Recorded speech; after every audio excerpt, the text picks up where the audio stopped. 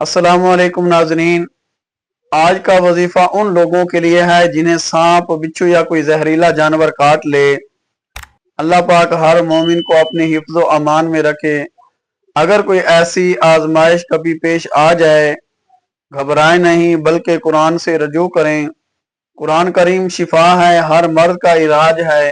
इरशाद बारी ताला है, वनुनज़्ज़िलु मिनल कुरानी मा हुआ शिफाउ व रहमतुल लिल मुमिनीन, यानी हम कुरान में से वो नाजिल करते हैं जो ईमान वालों के लिए शिफा और रहमत है। अल्लाह ताला ने कुरान मजीद में बहुत शिफा रखी है। सही तरीके से जो अमल बताया जाए उस पर अमल करें, तकवा इख्तियार करें, नमाज का एहतमाम करें। इंशाअल्लाहुल अजीज अल्लाह रब्बुल इज्जत जरूर शिफा याब फरमाएगा, शिफा अता फरमाएगा।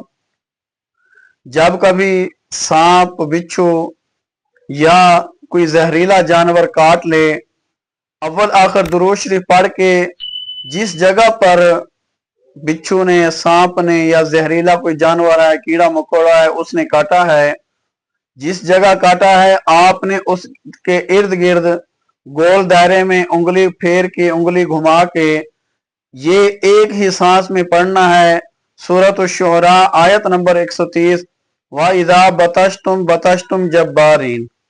ये जो आयत बताई है 7 दफा एक ही सांस में, जिस जगह पर बिच्छू ने, सांप ने या किसी जहरीले जानवर या कीड़े मकोड़े ने काटा है, एक ही सांस में ये 7 मरतबा वइज़ा बतशतुम जब्बारीन पढ़कर उस जगह पर दम करें, फूंक मारें।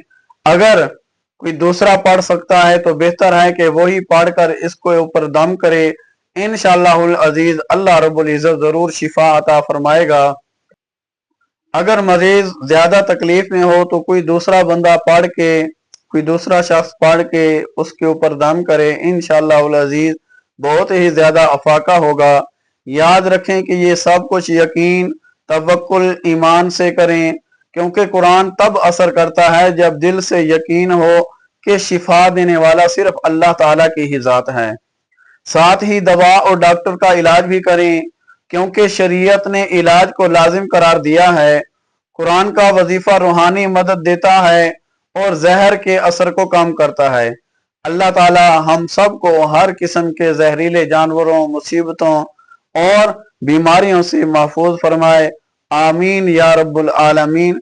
जो हमारे दोस्त इस चैनल पर नए हैं वो हमारे चैनल को सब्सक्राइब करें, और जिन्होंने हमारे चैनल को सब्सक्राइब किया हुआ है वो हमारी इस वीडियो को लाइक और शेयर कर दें। दीगर रूहानी मसाइल के लिए आप हमारे नंबर 0347 31 69 514 इस पर राब्ता कर सकते हैं।